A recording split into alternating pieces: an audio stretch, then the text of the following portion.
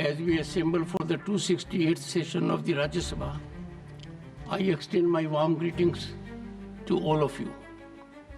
July 21st was the opening day of the monsoon session in Parliament.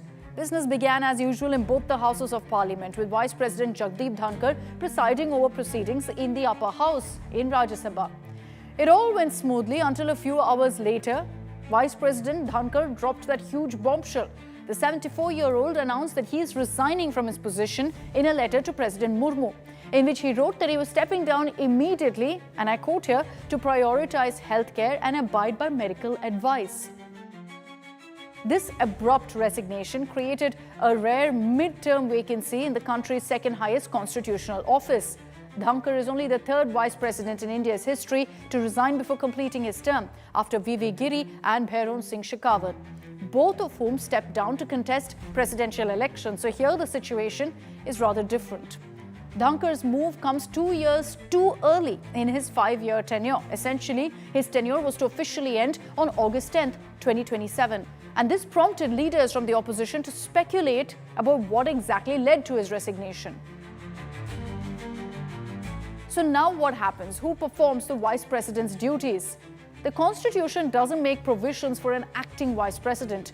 However, since the vice president also holds the position of ex-officio chairman of the Rajya Sabha, the deputy chairman, currently Harivansh Narayan Singh, steps in to preside over the House during the vice president's absence. And let's tell you now how the VP is elected. The Vice President of India is elected through an indirect election. According to Article 66 of the Constitution, the Vice President is elected by an electoral college made up of members from both houses of Parliament, the Lok Sabha and the Rajya Sabha, including nominated members. Unlike in a presidential election, state legislatures do not participate. The election is held by the Election Commission of India by secret ballot using the system of proportional representation. A single transferable vote is possible. Each member of parliament marks preferences for candidates on the ballot paper.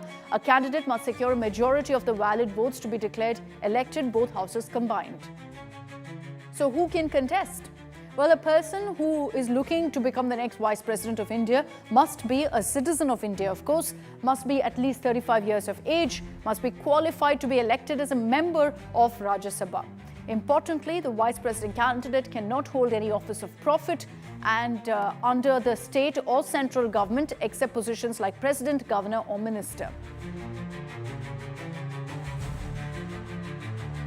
Now, the elected candidate, of course, serves a full 5-year term from the date of assuming office, not just the remainder of Dhankhar's tenure, but it extends beyond that. This sudden vacancy is likely to prompt swift political consultations across party lines, because the Electoral College of 788 MPs, if I break that down for you, 543 in Lok Sabha, 245 in Rajya Sabha. This will soon be called upon to vote for a new vice president. Among the Rajya Sabha members, 12 are nominated MPs who also take part in the voting. The Election Commission has issued a formal notification. A timeline is expected.